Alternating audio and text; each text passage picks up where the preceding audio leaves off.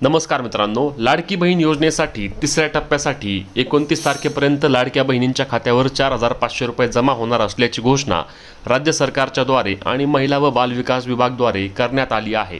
आणि त्यानुसारच काल दिनांक 25 तारखेपासून महिलांच्या बँक खात्यावर पैसे जमा होण्यास सुरुवात देखील झालेली आहे। आता यामध्ये हा टप्पा 25, 26, 27, 28 आणि 29 या 5 दिवसांमध्ये पार पडणार आहे। आणि या 5 दिवसांमध्ये ज्या महिलांचे फॉर्म अप्रूव्ड झाले आहेत आणि ज्या महिलांचं आधार बँक सीडिंग ॲक्टिव्ह आहे त्या महिलांच्या बँक खात्यावर ही रक्कम जमा केली जाणार आहे। आता 2 कोटी महिला या लाभासाठी पात्र ठरल्या असून त्यापैकी 40 लाख महिलांच्या बँक खात्यावर 4,500 रुपये जमा होणार आहेत, तर उर्वरित 1,60,00,000 महिलांच्या बँक खात्यावर 1,500 रुपये जमा केले जाणार आहेत। आता हे सर्व पैसे येत्या काही दिवसांमध्ये महिलांच्या बँक खात्यावर जमा देखील होणार आहेत।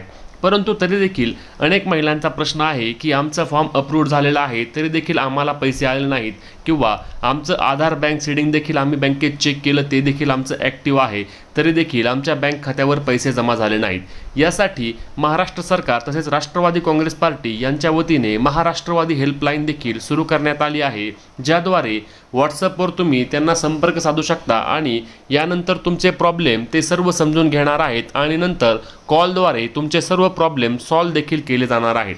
परंतु महिलांनो, या हेल्पलाईनला संपर्क साधण्याआधी तुम्ही 29 तारखेपर्यंत वाट पाहायची आहे आणि 29 तारखेला देखील तुम्हाला पैसे न आल्यास तुम्ही या हेल्पलाईनशी संपर्क साधून तुमच्या असणाऱ्या सर्व अडचणी सांगू शकणार आहात, ज्यावर तुमची सर्व माहिती तपासली जाईल आणि तुम्ही या योजनेचा लाभ घेण्यासाठी पात्र असल्यास तुम्हाला लाभ देखील दिला जाणार आहे।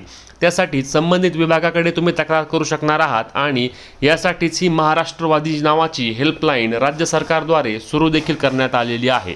मुख्यमंत्री माझी लाडकी बहीण योजना हा राज्याचा एक महत्त्वाकांक्षी योजना किंवा प्रोजेक्ट असल्याने यामध्ये जास्तीत जास्त महिलांना लाभ द्यावा असे उपमुख्यमंत्री अजित पवार आणि उपमुख्यमंत्री देवेंद्र फडणवीस तसेच मुख्यमंत्री एकनाथ शिंदे यांनी देखील सांगितले आहे।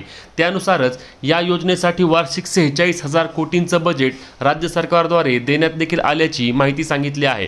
त्यानुसारच उपमुख्यमंत्री अजित पवार यांनी बोलताना सांगितलं की या योजनेसाठी आता ऑक्टोबर, नोव्हेंबर आणि डिसेंबर या महिन्यासाठी देखील लाडक्या बहिणींच्या खात्यावर आम्ही पैसे पाठवणार आहे। त्यासोबतच लाडक्या बहिणींना आता अन्नपूर्णा गॅस योजनेअंतर्गत वर्षाला 3 गॅस सिलेंडर देखील आम्ही मोफत दिले जाणार आहेत।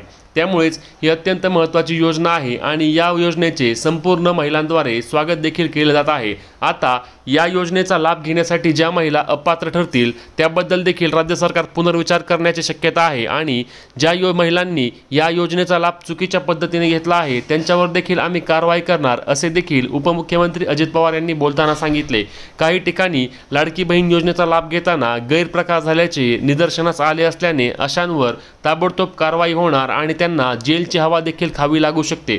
त्यामुळेच तुम्ही या योजनेचा लाभ चुकीच्या पद्धतीने घेत असल्यास घेऊ नका। तसेच या व्हॉट्सअप हेल्पलाईन नंबरसाठी तुम्ही 98 61 71 71 71 या नंबरला तुमच्या असणाऱ्या सर्व अडचणी व्हॉट्सअपद्वारे सांगू शकणार आहात आणि त्यानंतर तुम्हाला कॉल येऊन संबंधित विभागाकडून तुमची सर्व चौकशी केली जाणार आहे आणि तुम्हाला या योजनेचा लाभ देखील दिला जाणार आहे।